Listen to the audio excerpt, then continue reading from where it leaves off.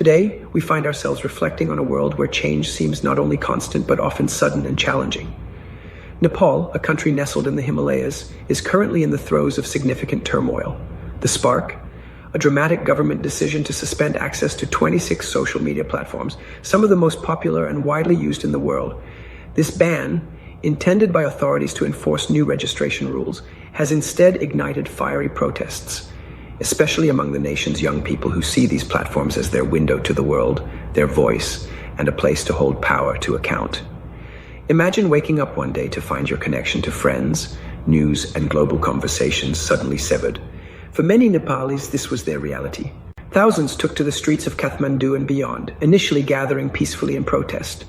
But as frustration ballooned and security forces responded with increasing force, including tear gas, rubber bullets, and eventually live ammunition, the situation quickly deteriorated. Tragically, lives were lost and injuries mounted, even after the government lifted the ban and the prime minister resigned. But the unrest didn't die down. Instead, it broadened, fueled by deep-seated grievances about political corruption, inequality, and leadership that many accused of ignoring the voices of the everyday citizen. This moment in Nepal underscores a global tension between control and freedom, governance and expression. It shows how digital platforms have become more than just tools. They're battlegrounds for democracy, identity, and social justice. And in a land shaped by its mountains, history, and youthful aspirations, the call for political reform and new leadership is growing louder, including unusual demands such as advocating for a former Chief Justice to take the helm as head of state. A nationwide curfew and army deployment show the gravity of the situation as the country searches for a way forward, balancing stability with respect for the people's demands. Meanwhile, thanks to this unrest, the ripple effects are spreading far beyond Nepal's borders. Approximately 2,000 pilgrims undertaking the sacred Kailash Mansarovar journey in the region of Tibet now find themselves stranded, their safe return coordinated by the Indian government. This illustrates how interconnected today's world is. Events in one place can quickly become a humanitarian and diplomatic issue somewhere else.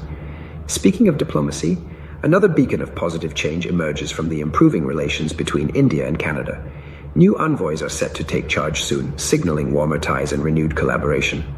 In a world often marked by friction, these small shifts can lead to substantive cooperation in trade, security, and cultural exchange. Security concerns are also unfolding on a broader stage. Recently, the FBI announced several important developments, including cracking down on individuals involved in serious crimes like trafficking online, exploitation, and even abuse in vulnerable settings such as orphanages. These actions serve as crucial reminders of ongoing global struggles against crime and the efforts of law enforcement to bring justice and protection to victims